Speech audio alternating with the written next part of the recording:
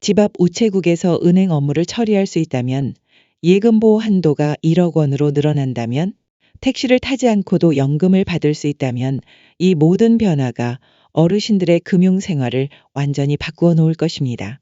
안녕하세요. 저는 금융소비자보호원에서 26년 동안 상담실장으로 근무했던 이금선입니다. 지난 주말 80세이신 저희 어머니께서 눈물을 흘리시는 모습을 보며 마음이 아팠습니다. 어머니께서는 평생 모은 돈인데 은행이 멀어 자유롭게 찾을 수도 없고, 스마트폰은 글씨가 작아 제대로 보이지도 않아 답답함을 느끼셨습니다. 나이가 들어 내 돈을 내 마음대로 관리할 수 없다는 현실이 얼마나 서러운지 모르겠다고 말씀하셨죠. 하지만 이런 어려움은 비단 저희 어머니뿐만 아니라 우리 부모님 세대 모두가 겪고 있는 문제입니다. 이런 고민을 해결할 수 있는 변화가 필요합니다. 예금이 1억 원을 초과하면 여러 은행에 나누어 예치하면 각각 1억 원씩 보호받을 수 있습니다. 예를 들어 우리은행과 농협은행에 각각 1억 원씩 예금하면 총 2억 원이 안전하게 보호되는 셈이죠. 평생 모은 노후 자금을 여러 금융기관에 분산해 관리하는 어르신들에게는 매우 중요한 정보입니다. 하지만 여기서 꼭 알아두셔야 할 사항이 있습니다. 예금자 보호는 일반 예금이나 적금 같은 예금성 상품에만 해당되며, 펀드, 주식, 변액보험 같은 투자 상품은 보호되지 않습니다. 강원도 원주의 심 할아버지는 이 사실을 몰라 큰 교훈을 얻으셨습니다. 지난해 은행 직원이 수익률이 좋다고 추천해준 상품에 5천만 원을 넣었는데 알고 보니 펀드였더라고. 원금 보장도 안 되고 예금자 보호도 안 된다는 걸 뒤늦게 알았지. 젊은 사람들은 이런 위험을 감수할 수 있지만 우리 나이에는 안정이 최우선인데 말이야. 그리고 또 하나, 은행 지점 폐쇄에 관한 새로운 규제가 시행됩니다. 앞으로 금융기관이 지점을 없애려면 반드시 지역 주민 의견을 듣고 금융당국의 승인을 받아야 합니다. 특히 노인 인구가 많거나 금융 접근성이 취약한 지역은 더욱 엄격한 심사를 거쳐야 하죠. 서울 마포에 사는 김할머니는 이 정책 변화를 반기며 이렇게 말씀하셨습니다. 드디어 우리 목소리를 들어주는구나. 작년에 우리 아파트 단지 안에 있던 은행이 갑자기 문을 닫을 때 아무도 우리한테 묻지도 않더라고. 이제라도 주민 의견을 존중해 준다니 조금이나마 위안이 되네. 이번 금융정책 변화는 디지털 시대에 소외되기 쉬운 어르신들의 금융 접근성을 높이는 중요한 전환점이 될 것입니다. 스마트폰 사용이 익숙하지 않거나 거동이 불편하신 분들에게는 더없이 반가운 소식이 아닐 수 없죠. 오랜 금융업계 경험을 통해 깨달은 것은 금융 서비스가 단순한 편의를 넘어 어르신들에게 독립적인 경제 생활을 유지하는 중요한 수단이라는 것입니다. 그래서 이번 변화가 더욱 의미 있다고 생각합니다. 어르신들의 금융 관리에서 가장 중요한 것은 안전과 접근성입니다. 수익률이 조금 높다고 해서 불확실한 투자 상품에 뛰어드는 것보다는 확실히 보장되는 예금에 자금을 보관하는 것이 가장 현명한 선택이죠. 자, 이제 좀 더 구체적으로 이번 금융개혁 프로그램의 내용을 살펴보겠습니다. 무엇보다 중요한 것은 어떤 상품이 예금자 보호를 받는지 정확히 아는 것입니다. 예금자 보호가 적용되는 상품은 보통 예금, 정기 예금, 적금, 거치식 예금, 저축성 예금 등이며, 보호되지 않는 상품은 펀드, 주식, 채권, 변액보험, 신탁 상품 등입니다. 특히 주의하셔야 할 점은 은행에서 판매하는 상품 중에도 실적 배당형 상품이나 투자 상품은 예금자 보호 대상이 아니라는 것입니다. 은행 직원이 높은 금리를 강조하며 상품을 권할 경우 반드시 이 상품은 예금자 보호가 되나요? 라고 물어보세요. 울산에 사시는 최할머니는 이 부분을 잘 몰라 곤란을 겪으셨다고 합니다. 작년에 은행에서 금리가 연 5.2%라고 하며 추천한 상품에 3천만 원을 넣었는데 나중에 알고 보니 원금 보장도 안 되는 펀드였어요. 수익률이 마이너스가 되어서 200만 원 넘게 손해를 봤죠. 내 소중한 노후 자금인데 말이에요. 이처럼 일반 예금보다 금리가 높은 상품은 대부분 원금 보장이 안 되는 투자 상품일 가능성이 높습니다. 어르신들께서는 무엇보다 안정성을 최우선으로 고려하셔야 합니다. 이제 은행별로 1억 원까지 보호받는 방법에 대해 더 구체적인 전략을 알려드리겠습니다. 다른 금융그룹으로 분산 예치하세요. 같은 금융그룹 내 계열사는 합산해서 1억 원까지만 보호됩니다. 우리은행과 우리금융지주 계열사 예금은 합산해 1억 원까지 보호됩니다. 부부라면 각자 명의로 계좌를 개설하세요. 남편 명의로 국민은행에 1억 원, 아내 명의로 신한은행에 1억 원을 예치하면 총 2억 원이 보호됩니다. 예금 만기를 잘 관리하세요. 한 은행에 여러 예금이 있을 경우 만기 시 다른 은행으로 분산하는 전략이 필요합니다. 여주에 사시는 김할아버지는 이런 전략을 잘 활용하셨습니다. 내가 국민은행에 8천만 원, 우리은행에 7천만 원을 갖고 있었는데 예금자 보호 한도가 각각 5천만 원이라 항상 걱정됐었어. 이제 한도가 1억 원으로 올라가니 둘 다 완전히 보호받게 됐네. 정말 마음이 놓이는구만. 이제 마지막으로 은행 지점 폐쇄 규제에 대해 좀 더 자세히 알아보겠습니다. 우체국에서 돈을 찾을 수 있다니 이게 얼마나 편한지 몰라요. 이 제도를 이용할 때 주의할 점이 있습니다. 첫 방문 시에는 반드시 신분증과 통장을 지참하셔야 하며 본인 확인 절차를 거쳐야 합니다. 또한 초기에 시스템 연동 문제로 대기 시간이 길어질 수 있으니 여유 있는 마음으로 방문하시는 것이 좋습니다. 다음으로 오프라인 오픈뱅킹 제도에 대해 좀 더 자세히 알아보겠습니다. 9월부터 시행되는 이 제도는 은행 간 장벽을 없애는 혁신적인 서비스입니다. 지금까지는 여러 은행에 계좌가 분산되어 있다면 각 은행을 일일이 방문해야 했지만 앞으로는 한 은행만 방문해도 모든 은행 계좌를 한 번에 관리할 수 있게 됩니다. 제주도에 사시는 오 할아버지는 이 제도의 편리함을 금세 이해하셨습니다.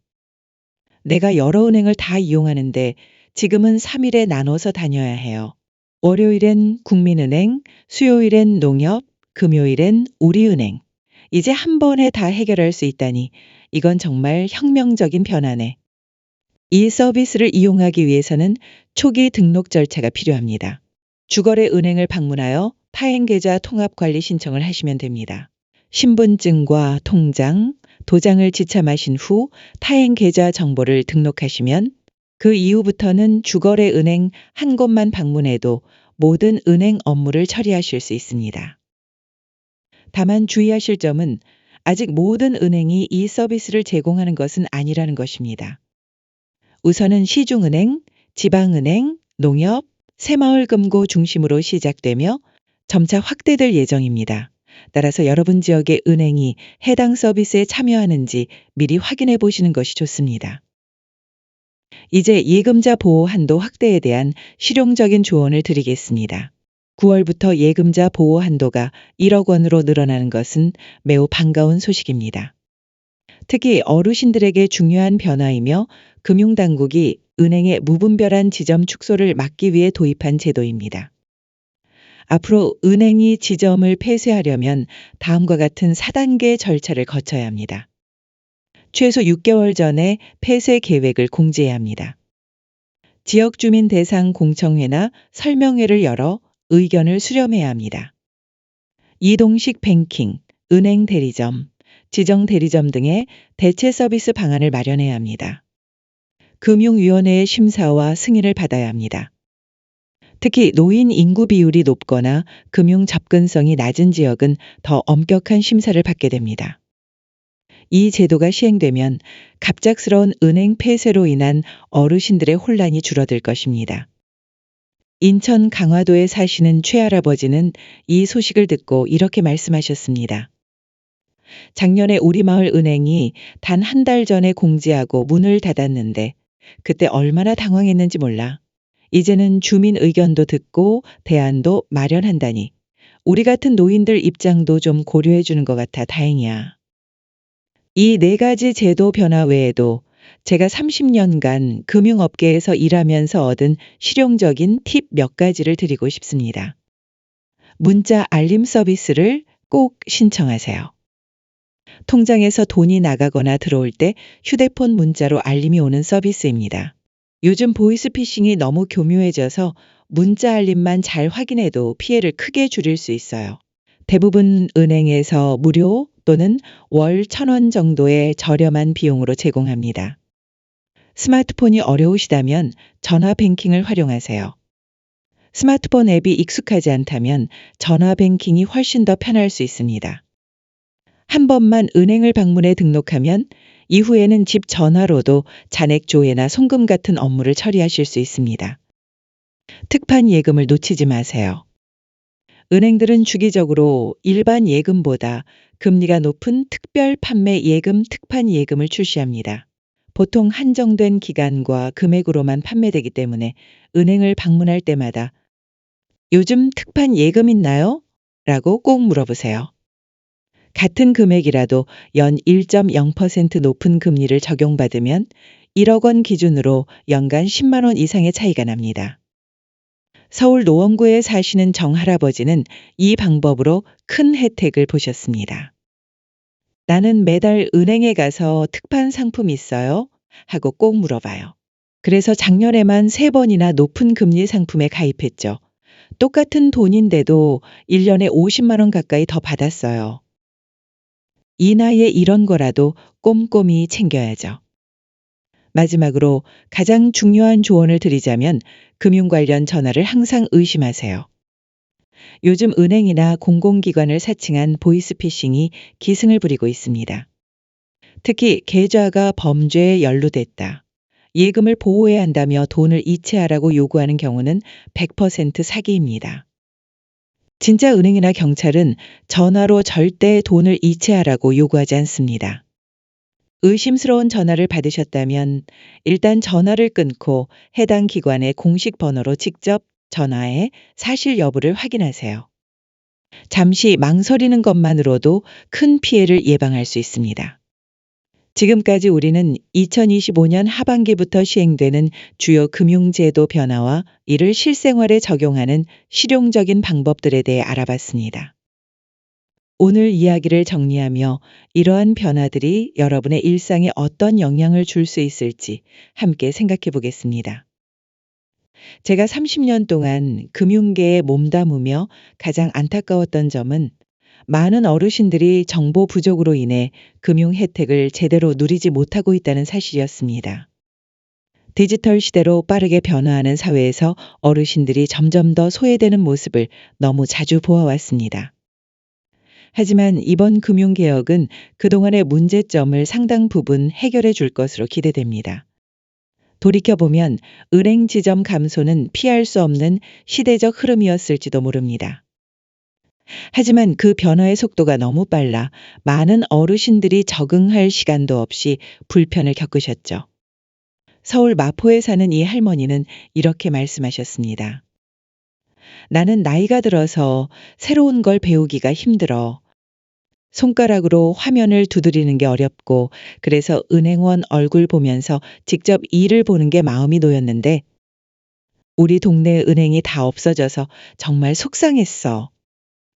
바로 이런 어르신들의 목소리가 이번 금융개혁의 원동력이 되었다고 생각합니다.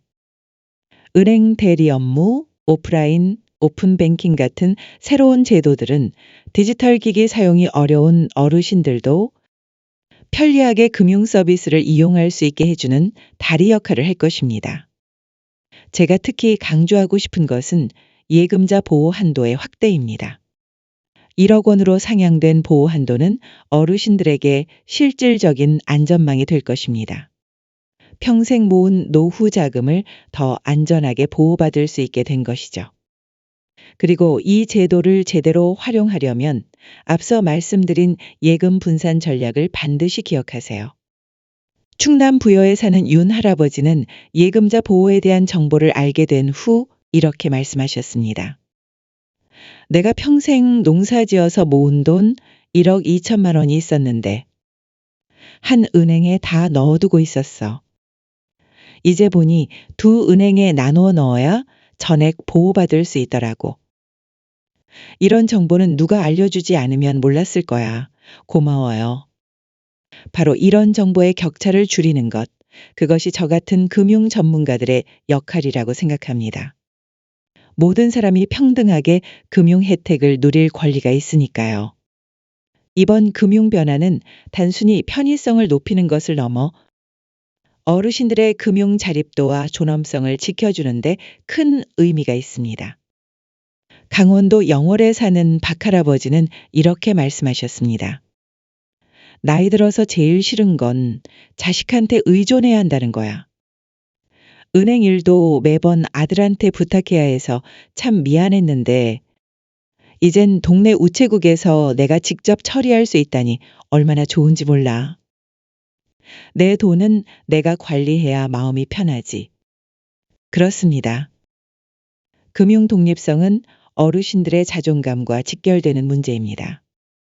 정보의 문턱을 낮추고 접근성을 높이는 이번 변화가 어르신들의 삶에 큰 힘이 되길 진심으로 바랍니다. 평생 자신의 삶을 책임져 오신 분들이 나이가 들어 금융활동에서 소외되는 것은 너무 가슴 아픈 일입니다. 이번 제도 변화는 그런 면에서 매우 의미 있는 변화입니다. 하지만 아무리 좋은 제도라도 여러분이 적극적으로 활용하지 않으면 소용이 없습니다. 이제 정리해드린 내용을 바탕으로 7월부터 시작되는 변화에 미리 준비해 보시길 바랍니다. 예를 들어 가까운 우체국이 어디 있는지, 내 주거래 은행은 오프라인 오픈뱅킹을 언제부터 시행하는지, 현재 내 예금은 어떻게 분산해야 하는지, 이런 부분들을 하나하나 계획해 보시길 추천드립니다. 제주도 서귀포의 현 할머니는 이미 준비를 시작하셨습니다. 내가 집 근처에 있는 우체국에 가서 물어봤더니 7월부터 은행 업무를 시작한다고 벌써 안내문도 붙여놨더라고. 직원분이 신분증하고 통장만 가져오면 된다고 친절하게 알려주시더라. 벌써부터 기대가 돼. 이처럼 미리 정보를 수집하고 준비하면 새로운 제도를 더 원활하게 이용하실 수 있습니다. 특히 초기에는 시스템 연동이나 절차상 불편함이 있을 수 있으니 조금 여유를 갖고 기다려 주시는 것도 중요합니다. 이번 금융개혁에서 또 하나 주목할 점은 금융 소외 지역에 대한 배려입니다. 그동안 농어촌이나 도서 산간 지역은 금융 서비스 접근성이 매우 낮았습니다. 하지만 이제 우체국 네트워크를 활용해 전국 어디서나 기본적인 금융 서비스를 이용할 수 있게 됩니다. 이는 지역 간 금융 격차를 줄이는 데 중요한 진전이라고 볼 수 있습니다. 전남 완도의 배 할아버지는 섬지역 주민으로서 이런 변화의 중요성을 이렇게 말씀하셨습니다. 우리 섬에는 은행이 아예 없어서 배 타고 육지로 나가야 돈도 찾고 송금도 할 수 있었지. 그런데 이제 우리 섬에 있는 우체국에서 그런 일을 다 볼 수 있다니. 이건 정말 혁명적인 변화야. 한 달에 한두 번씩 육지 나가던 수고를 덜게 됐어. 이렇듯 이번 금융개혁은 지역과 연령에 상관없이 모든 국민이 평등하게 금융 서비스를 누릴 수 있도록 하는 포용적 금융의 첫걸음이라고 할 수 있습니다. 높은 수익을 약속하는 상품이나 투자 권유에는 항상 위험이 따른다는 사실 꼭 명심하세요. 특히 보이스피싱 같은 금융사기는 날이 갈수록 더 교묘해지고 있습니다. 포항에 사시는 김 할아버지는 다행히 보이스피싱을 피해낼 수 있었습니다. 얼마 전에 경찰청이라며 전화가 왔었어. 내 계좌가 범죄에 연루됐다면서 안전계좌로 돈을 옮겨야 한다고 하더라고. 그런데 아침에 들은 라디오에서 딱 이런 수법을 경고하더라고. 그래서 바로 전화를 끊고 진짜 경찰서에 신고했지. 알고 보니 정말 사기꾼이었어. 이처럼 정확한 정보와 경각심만 있어도 금융사기를 충분히 예방할 수 있습니다. 특히 어르신들을 노리는 보이스피싱이 많기 때문에 의심스러운 전화는 일단 끊고 가족이나 지인, 금융기관에 꼭 상담하는 습관을 들이세요.